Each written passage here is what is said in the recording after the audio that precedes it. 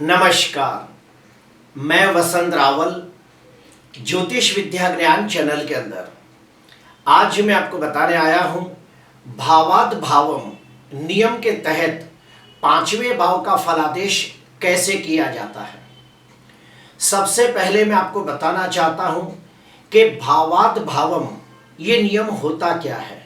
तो सुनिए, जन्म कुंडली के अंदर हर भाव का अपना एक सहायक भाव होता है, हर भाव का अपना एक प्रतिरूप होता है, हर भाव का अपना एक सूक्ष्म रूप होता है, हर भाव का अपना एक प्रतिबिंब होता है।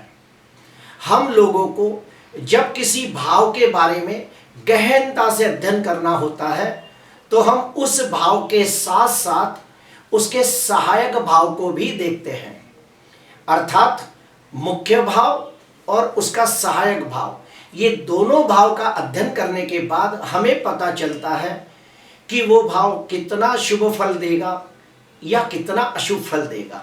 आइए और गहराई में जानते हैं। जैसे कि मान लो जन्म कुंडली के अंदर हम लोगों को पांचवें भाव का अध्ययन करना है, तो हम सबसे पहले पांचवें भाव का अध्ययन करते हैं और पांचवें भाव से पांचवा भाव अर्थात नवम भाव, ये नवम भाव पांचवें भाव का सहायक भाव है। तो जब भी हमें पांचवें भाव का अध्ययन करना होता है तो पांचवें भाव के साथ साथ नवम भाव का भी अध्ययन करना पड़ता है, और ये दोनों भाव का अध्ययन करने के बाद हमें पता चलता है कि पांचवा भाव शुभ फल देगा या नहीं देगा। अभी हम लोग जानते हैं कि भावाद भावम नियम के अंदर 5 अलग अलग प्रकार के नियम हैं।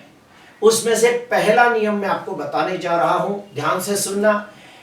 मुख्य भाव बलवान हो और उसका सहायक भाव भी बलवान हो तो समझ जाना पांचवें भाव का बहुत अच्छा फल मिलेगा। एग्जाम्पल के साथ लेते हैं कि सिंह लग्न की कुंडली है और पांचवें भाव के अंदर गुरु स्वगृही होकर बैठा है। पांचवा भाव गुरु का कारक भाव भी माना गया है और कारक भाव के अंदर गुरु खुद स्वगृही होकर बैठा है तो बहुत अच्छा फल देगा। इसके साथ साथ लग्नाधिपति सूर्य भी अपनी 7वीं शुभ दृष्टि से गुरु को देख रहा है, तो निश्चित तौर पे पांचवा भाव बहुत अच्छा फल देगा। अभी पांचवें भाव से पांचवा भाव अर्थात नवम भाव जो पांचवें भाव का सहायक भाव है, अभी इसकी स्थिति को देख लेते हैं। अभी नवम भाव के अंदर आप देखिए मंगल स्वगृही होकर बैठा है, तो नवम भाव भी बलवान हो गया। भाग्येश खुद स्वगृही होकर बैठा है, तो यहाँ पे पांचवा भाव और नौवा भाव ये दोनों भाव बलवान हो गए। तो आप बेझिझक कह सकते हो कि ऐसे व्यक्ति को उत्तम कक्षा का संतान सुख प्राप्त होगा। ऐसे व्यक्ति बहुत ही विद्वान ज्ञानी धार्मिक होंगे। ऐसे व्यक्ति ने पिछले जन्म में बहुत पुण्य के काम किए होंगे, जिसके वजह से इस जन्म के अंदर किस्मत कदम कदम पर उसकी सहायता करेगा, और ऐसे व्यक्तियों को वेद शास्त्र पुराणों का ज्ञान प्राप्त होता है और ऐसे व्यक्तियों का इंट्यूशन पावर भी बहुत अच्छा होता है। अभी हम आते हैं दूसरे नियम के तहत। तो दूसरा नियम ऐसा है कि मुख्य भाव बलवान हो और उसका सहायक भाव कमजोर हो तो क्या फल मिलेगा। तो सुनिए, अगर मुख्य भाव बलवान हो और उसका सहायक भाव कमजोर हो तो ये भाव का आपको 80 या 85% फल मिलेगा। इसके वजह से 15% फल कम हो जाएगा। एग्जाम्पल के साथ समझते हैं कि सिंह लग्न की कुंडली के अंदर गुरु पंचम भाव के अंदर स्वगृही होकर बैठा है और उसके ऊपर लग्नेश सूर्य की 7वीं शुभ दृष्टि पड़ रही है, तो निश्चित तौर पे पांचवा भाव शुभ हो गया। अभी हम पांचवें भाव से पांचवा भाव नवम भाव यानी कि पांचवें भाव का सहायक भाव को देखते हैं, ये कैसी स्थिति में है। तो सुनिए, नवम भाव के अंदर शनि नीच राशि में निर्बल होकर बैठा है और भाग्याधिपति मंगल 12वें भाव के अंदर नीच का होकर बैठा है, तो यहाँ पे भी नीच का ग्रह और भाग्याधिपति भी नीच का, तो निश्चित तौर पे नवम भाव कमजोर हो गया, अर्थात पांचवें भाव का सहायक भाव कमजोर हो गया। तो इसका फल कैसे मिलेगा। तो सुनिए, ऐसे व्यक्तियों को उत्तम कक्षा का विद्या सुख प्राप्त होगा, यानी कि डिग्री प्राप्त होगी, लेकिन इसके वजह से कुछ रुकावटें भी आएगी। ऐसे व्यक्तियों को उत्तम कक्षा का संतान सुख प्राप्त होगा, लेकिन ये नीच के शनि के वजह से, भाग्यस्थान कमजोर होने के वजह से संतानों के साथ मतभेद और टकराव भी होते रहेंगे। ऐसे व्यक्ति बहुत ही बुद्धिमान, गुणवान, तेजस्वी होंगे, लेकिन ये भाव कमजोर होने के वजह से वो अपनी बुद्धि के हिसाब से, काबिलियत के हिसाब से जो ओरिजिनल ग्रोथ करना चाहिए उसमें दिक्कतें आएगी।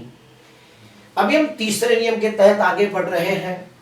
तीसरा नियम ऐसा है कि मुख्य भाव कमजोर है और उसका सहायक भाव बलवान है, तो क्या होगा? अगर मुख्य भाव कमजोर है और सहायक भाव बलवान है तो इस भाव का 100 में से सिर्फ 20% अच्छा फल मिलेगा और 85% फल कमजोर मिलेगा। अर्थात क्या फल मिलेगा और कैसा फल मिलेगा वो एग्जाम्पल के साथ जानते हैं कि सिंह लग्न की कुंडली है और पंचम भाव के अंदर आप देखिए नीच का राहु बैठा है और पंचमाधिपति गुरु भी छठवें भाव में नीच का होकर बैठा है, तो मुख्य भाव कमजोर हो गया। अभी पांचवें भाव से पांचवा भाव अर्थात नवम भाव, ये नवम भाव पांचवें भाव का सहायक भाव है। अभी इसकी स्थिति को भी देख लेते हैं। यहाँ पे देखिए मंगल स्वगृही होकर बैठा है, लग्नाधिपति सूर्य उच्च का होकर बैठा है, तो निश्चित तौर पे भाग्यस्थान एकदम बलवान हो गया, शुभ स्थिति में आ गया। तो अभी हम देखते हैं कि मुख्य भाव कमजोर है और सहायक भाव बलवान है, तो क्या फल मिलेगा? ऐसे व्यक्तियों को बहुत तकलीफों के बाद उसे संतान सुख प्राप्त होगा, यानी संतान सुख में देरी भी हो सकती है, या फिर संतान के द्वारा जो सुख मिलना चाहिए वो बहुत कम प्राप्त होगा। ऐसे व्यक्ति बहुत ही बुद्धिमान, गुणवान, तेजस्वी होने के बावजूद वो उन्नति, प्रगति, विकास नहीं कर पाते जिसके वो हकदार होते हैं। और ऐसे व्यक्तियों को काफी सारा ज्ञान प्राप्त करने की इच्छा होती है, काफी विद्या प्राप्त करने की इच्छा होती है, लेकिन मुश्किल से वो थोड़ा सा ज्ञान हासिल कर पाते हैं। अभी हम आते हैं चौथे नियम के तहत। चौथा नियम ऐसा है कि मुख्य भाव भी कमजोर है और उसका सहायक भाव भी कमजोर है, तो क्या होगा?